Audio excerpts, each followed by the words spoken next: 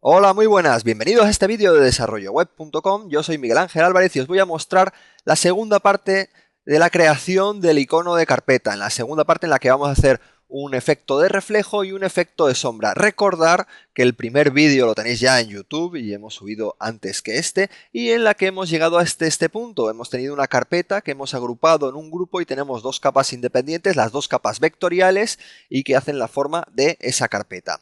Muy bien, ahora voy a hacer lo que os decía, un efecto de reflejo sobre esa carpeta y voy a hacer un efecto de sombra también, ¿vale? Entonces he creado una copia de ese grupo y ahora he transformado esa copia volteándola verticalmente, ¿de acuerdo? Ahora hago una transformación con control T para ajustar la sombra, el reflejo a la forma de la carpeta, o sea, el reflejo tiene que estar justamente el borde de abajo de la imagen tiene que estar con el borde de abajo o el borde de arriba del reflejo, ¿de acuerdo? Entonces tiene que coincidir perfectamente con la herramienta de control T, puedo rotar, puedo escalar, bueno, escalar no voy a necesitar, pero bueno, en este caso sería simplemente con rotar y trasladar ese reflejo.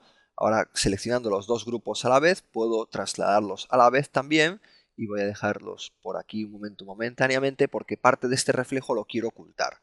El efecto de reflejo para ocultarlo lo haremos con una máscara de capa. En un vídeo anterior de desarrollo web ya expliqué yo con detalle cómo es esto de la máscara de capa para conseguir un efecto de reflejo. Entonces simplemente doy a este botón aquí para crear la máscara de capa y hago un degradado de blanco a negro porque estoy dibujando sobre la máscara de capa y entonces las partes negras estarán ocultas y las partes blancas estarán a la vista, ¿de acuerdo? Entonces hago varias veces ese efecto de reflejo para encontrar el punto del reflejo donde me interesa. Y ahora hago una selección sobre este punto y en en la otra capa del reflejo, le aplico la misma máscara de capa por la misma selección. Entonces me queda el reflejo como estáis viendo ahora. Yo puedo modificar la opacidad también a esta capa, a esas dos capas del grupo, para ese reflejo ajustarlo también la opacidad a como me esté interesando. Muy bien, entonces ya tenéis aquí la capa con su reflejo, ¿de acuerdo? Bueno, y ahora puedo hacer una forma de sombra, o un efecto de sombra. Lo voy a hacer también a través de la capa la capa original de la carpeta que he hecho.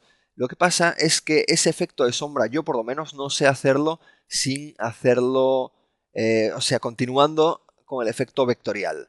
Entonces ahora mismo las capas sí las voy a transformar vectorialmente, así no me pierden ningún detalle, para conseguir hacer una capa alargada, una carpeta alargada, que luego la convertiremos en sombra simplemente pintando de negro y haciendo un degradado. Entonces, esa capa me costará a mí un poquito más ajustarla para que esté ajustada a lo que es la base de la carpeta y además ajustada a una sombra alargada que yo quiero ponerle.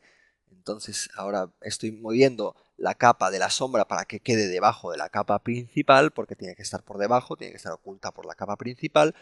Y veamos, ahora lo que os decía, puedo combinar esas capas, ya no son vectoriales la sombra, y ahora sobre esas capas voy a hacer un efecto de tono para quitarle el color. Ahora lo paso a negro porque la sombra es negra, ya lo sabéis. Le puedo hacer un efecto de opacidad para bajarle la opacidad. Y además le puedo hacer un efecto, bueno, la opacidad no lo he hecho, pero voy a hacer primero un desenfoque gaussiano para que los bordes me los desenfoque, porque las sombras suelen ser un poco desenfocadas. Aquí ajustáis el desenfoque o el radio para ajustar el desenfoque gaussiano y lo dejáis aquí más o menos. Y ahora la opacidad de la sombra, lo que os decía antes, vamos a tener que bajar la opacidad.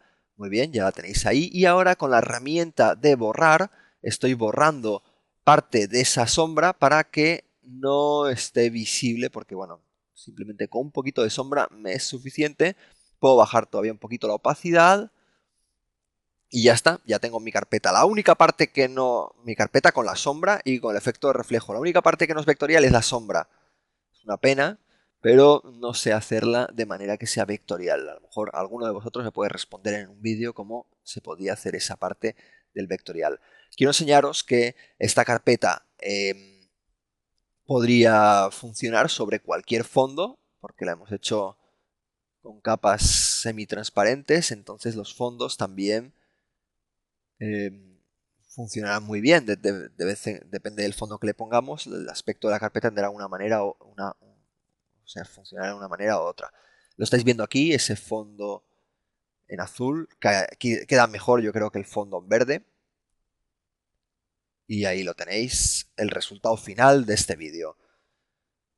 Nada más, quiero agradeceros vuestra atención, espero que os haya gustado. Ya sabéis que esta carpeta la podéis transformar para ajustarla a vuestras necesidades, si queréis hacer un icono o queréis hacer lo que queráis con esta carpeta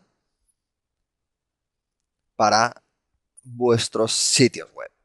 Muchas gracias por vuestra atención y hasta pronto.